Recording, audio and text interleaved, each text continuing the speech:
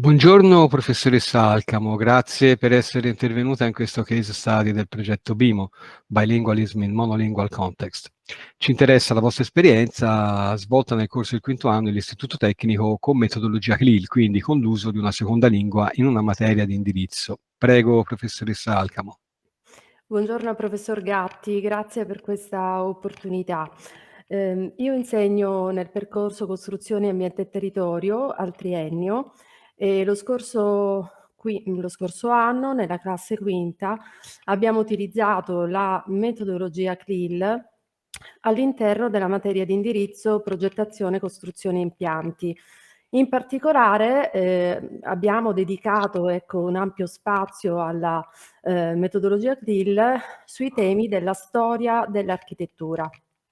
Storia dell'architettura con particolare riferimento alla storia dell'architettura moderna e contemporanea.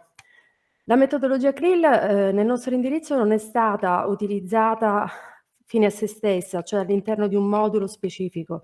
ma si è evoluta durante tutto il percorso annuale cercando di introdurre appunto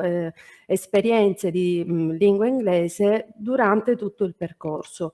Quindi gli studenti hanno potuto affrontare,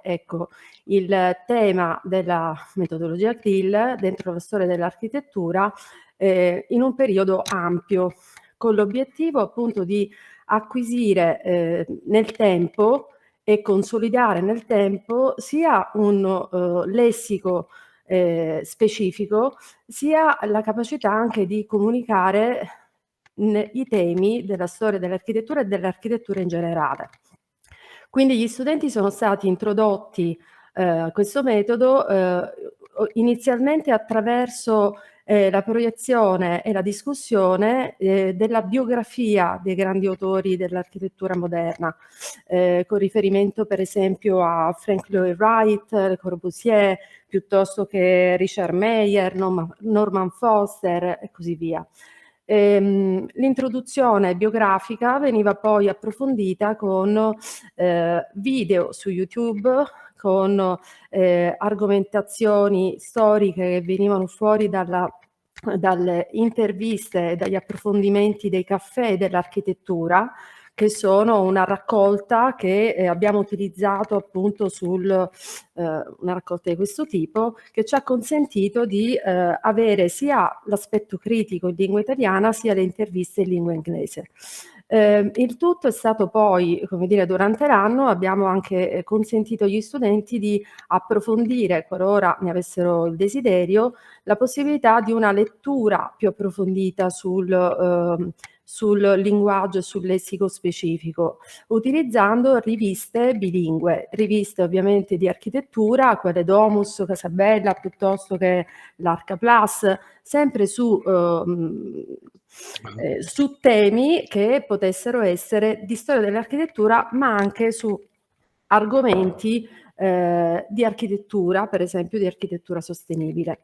Sull'architettura sostenibile si è puntato molto e si è trattato con i ragazzi il tema delle energie rinnovabili integrate nell'architettura a basso consumo energetico, dedicando loro la possibilità di studiare case study nel mondo anglosassone, in modo da poter avere anche un riscontro più immediato su eventuali interview che venivano trovate facilmente anche su YouTube. Ecco, una domanda che le vorrei fare, che può interessare il nostro progetto, è i risultati rispetto agli studenti, cioè quale tipo di formazione, insomma, di output gli studenti hanno ricevuto da un'esperienza di questo tipo e quanto può essere importante. Ma un'esperienza di questo tipo nel contesto europeo e internazionale che viene loro oggi mostrato sicuramente può avere un riscontro molto significativo.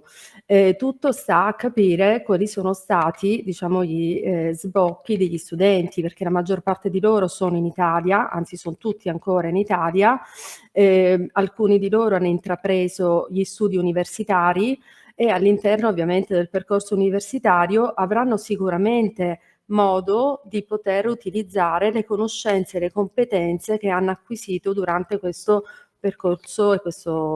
questo percorso CLIL. È spendibile anche nel viaggio, in un viaggio fatto all'estero, quindi nel saper comunicare, nel saper riconoscere termini e linguaggi che sono propri dell'architettura, per cui ritengo che sicuramente possano essere di grande aiuto per gli studenti, sia come studenti del futuro nel mondo europeo, sia come cittadini dell'Europa, quindi a prescindere da ciò che faranno.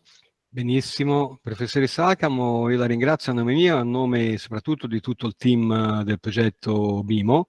è stato davvero un aiuto prezioso. Grazie di Grazie a nuovo, voi, grazie a voi. arrivederci, arrivederci. Arrivederci.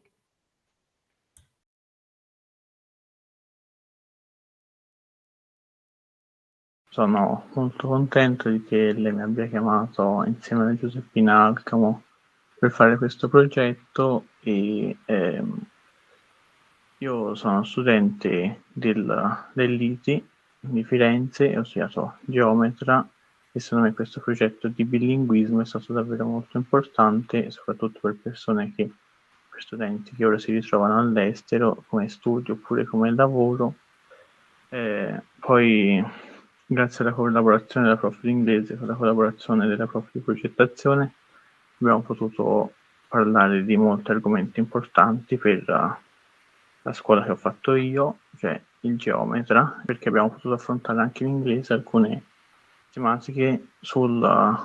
nostro percorso di studi, sul lavoro, sulla progettazione, come può essere gli architetti più famosi della storia, come Le Corbusier, Frank Lloyd Wright, come può essere le basi della progettazione, come possono essere le varie parti di un edificio in inglese, piccoli dettagli ma molto molto importanti per cominciare un buon percorso all'estero, perché ormai anche l'inglese diventa fondamentale, non è più una materia di secondo piano e alcune delle cose che mi hanno spiegato me le ritrovo anche adesso all'università di Firenze, l'architettura, perché sono molto le basi.